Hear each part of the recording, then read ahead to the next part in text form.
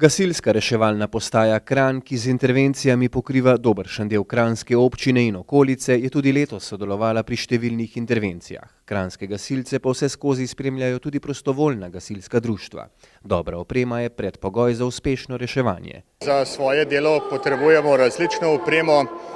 Seveda oprema je draga in če pa želimo, da uspešno delujemo na intervencijah, potem seveda moramo zagotoviti tudi primerno opremo in seveda vsaka takšna donacija, takšna akcija zelo prav pride, da se naše operativne enote lahko modernizirajo in uspešno delujejo. Prostovoljno gasilsko društvo Škofja Loka, ki šteje okoli 100 članov, od tega je 60 aktivnih, je letos v najrazličnejših nesrečah posredovalo 120krat. Naše društvo je dokaj dobro opremljeno, dokaj dobro. Pač tako dobro politiko imamo, tudi vodstvo, da se s tem lahko pohvalimo. Je pa dejansko res, da so materiali, ki jih vedno ponudimo dnevno, redno,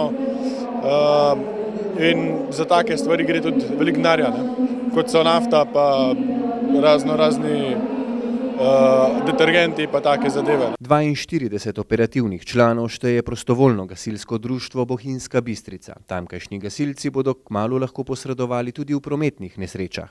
Mi smo še letos dobili koncesijo za prometne nesreče, tako da smo še na prometnih nesrečah. Je pa veliko več tehničnih intervencij, kakor pa požarov v zadnje čase. Gasilci niso zadolženi zgolj za gašenje. Nekatera društva večino svojega poslanstva posveča reševanju v poplavah. Naše društvo izhaja iz plovnega območja. Tu vsi vemo, da teče mimo nas Ljubljanica, ki poplavlja ta Ljubljansko barje.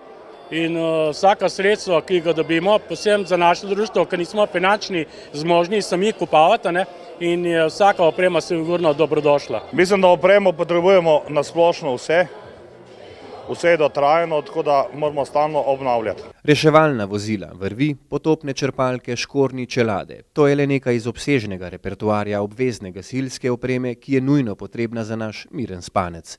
V letu, ki prihaja, pa si slovenski gasilci želijo le eno: da bi bilo posredovanj čim manj.